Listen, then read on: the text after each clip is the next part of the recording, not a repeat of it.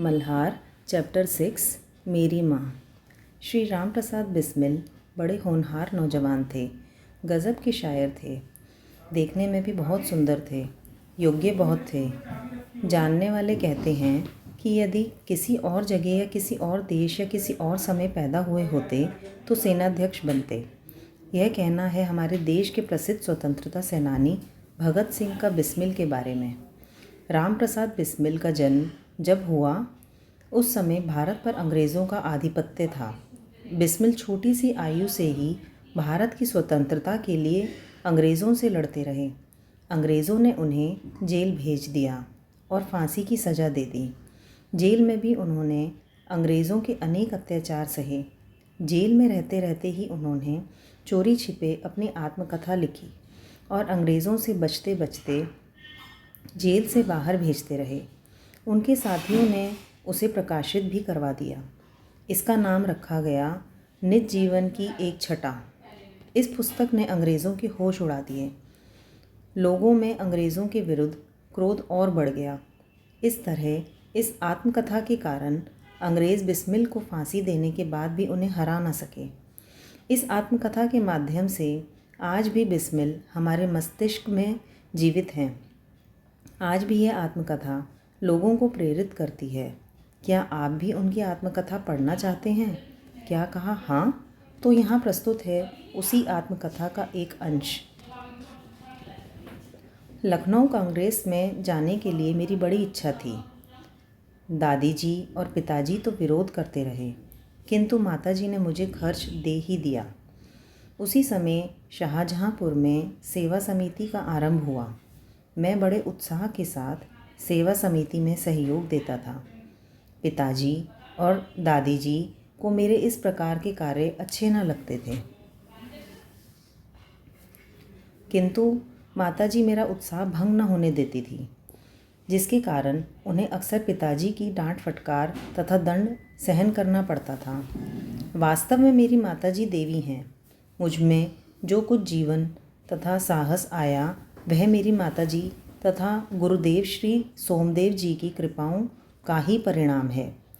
दादी जी और पिताजी मेरे विवाह के लिए बहुत अनुरोध करते, किंतु माताजी यही कहती थी कि शिक्षा पर चुकने के बाद ही विवाह करना उचित होगा।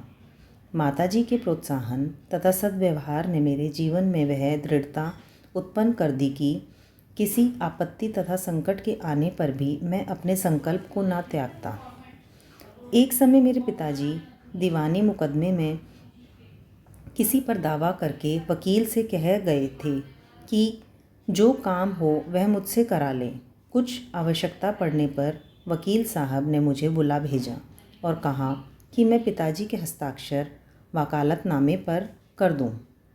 मैंने तुरंत उत्तर दिया कि यह तो धर्म विरुद्ध होगा। इस प्रकार का पाप मैं कदापि नहीं कर सकता। वकील साहब ने बहुत समझाया कि मुकदमा खारिज हो जाएगा, किंतु मुझ पर कुछ भी प्रभाव न हुआ। ना मैंने हस्ताक्षर किए। अपने जीवन में हमेशा सत्य का आचरण करता था। चाहे कुछ हो जाए, सत्य बात कह देता था। 11 वर्ष की उम्र में माताजी विवाह का शाहजहाँपुर आई थी।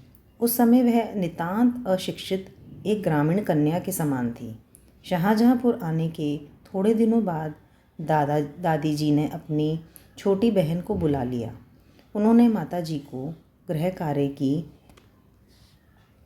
शिक्षा दी। थोड़े दिनों में माताजी ने घर के सब कामकाज को समझ लिया और भोजनादि का ठीक ठीक प्रबंध करने लगी। मेरे जन्म होने के 5-7 वर्ष बाद उन्होंने हिंदी पढ़ना आरंभ किया। पढ़ने का शौक़ उन्हें खुद ही पैदा हुआ था। मोहल्ले की सखी सहेली जो घर पर आया करती थी, उन्हीं में जो शिक्षित थी, माताजी उनसे अक्षर बोध करती थी। इस प्रकार घर पर सब काम कर चुकने के बाद जो कुछ समय मिल जाता उसमें माताजी उनसे अक्षर बोध करती। इस प्रकार घर का सब काम कर चुकने के बाद जो कुछ समय मिल जाता उसमें पढ़ना लिखना करती। परिश्रम के फल से थोड़े दिनों में ही वह देवनागरी पुस्तकों का अध्ययन करने लगी। मेरी बहनों को छोटी आयु में माताजी ही शिक्षा दिया करती थी। जब से मैंने आर्य समाज में प्रवेश किया, माताजी से खूब वार्तालाप होता। उस समय की अपेक्षा अब उनके विचार भी कुछ उदार हो गए हैं। यदि मुझे ऐसी माता ना मिलती तो मैं भी अति साधारण मनुष्य की भांति संसार चक्र में फंसकर जीवन निर्वाह करता। शिक्षा आदि के अतिरिक्त क्रांतिकारी जीवन में भी उन्होंने मेरी वैसी ही सहायता की है जैसे मेजिनी को उनकी माता ने की थी। माताजी का सबसे बड़ा आदेश मेरे लिए यही था कि किसी की प्राण हानि न हो। उनका कहना था कि अपने शत्रु को भी कभी प्राणदंड न देना। उनके इस आदेश की पूर्ति करने के लिए मुझे मजबूरन 1-2 बार अपनी प्रतिज्ञा भंग करनी पड़ी थी। जन्मदात्री जननी, इस जीवन में तो तुम्हारा ऋण उतारने का प्रयत्न करने का भी अवसर ना मिला। इस जन्म में तो क्या, यदि मैं अनेक जन्मों में भी सारे जीवन प्रयत्न करूं तो भी तुमसे ऋण नहीं हो सकता। जिस प्रेम तथा दृढ़ता के साथ तुमने इस तुच्छ जीवन का सुधार किया है वह अवर्णनीय है। मुझे जीवन का प्रत्येक घटना का स्मरण है कि जिस प्रकार अपनी देववाणी का उपदेश करके मेरा सुधार किया है।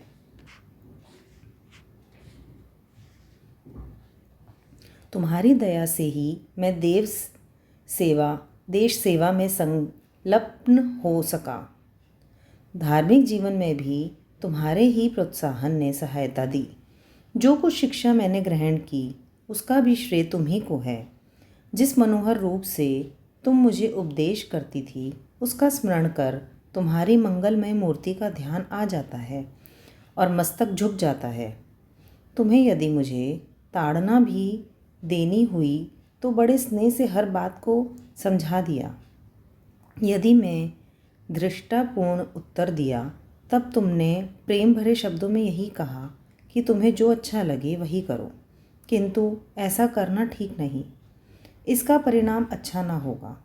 जीवनदात्री, तुमने इस शरीर को जन्म देकर केवल पालन पोषण ही नहीं किया बल्कि आत्मिक, धार्मिक तथा सामाजिक उन्नति में तुम ही मेरी सदैव सहायक रही। जन्म जन्मांतर परमात्मा ऐसी ही माता दे। महान से महान संकट में भी तुमने मुझे अधीर नहीं होने दिया।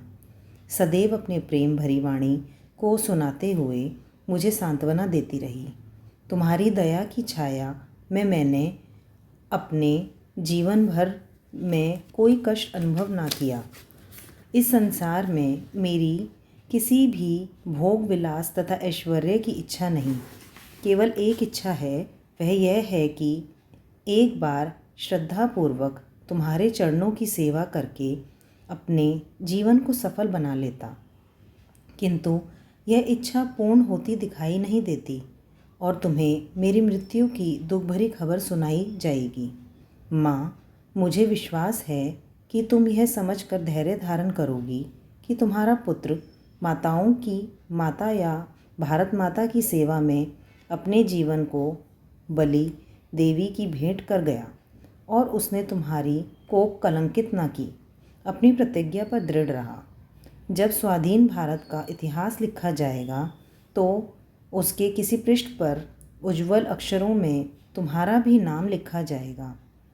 गुरु गोविंद सिंह जी की जो धर्म पत्नी ने जब अपने पुत्रों की मृत्यु की खबर सुनी तो बहुत प्रसन्न हुई और गुरु के नाम पर धर्म रक्षार्थ अपने पुत्रों के बलिदान पर मिठाई बांटी थी। जन्मदात्री, वर दो कि अंतिम समय भी मेरा हृदय किसी प्रकार विचलित ना हो और तुम्हारे चरण कमलों को प्रणाम करके मैं परमात्मा का स्मरण करता हुआ शरीर का त्याग करूं। इस कहानी के कवि हैं राम प्रसाद बिस्मिल।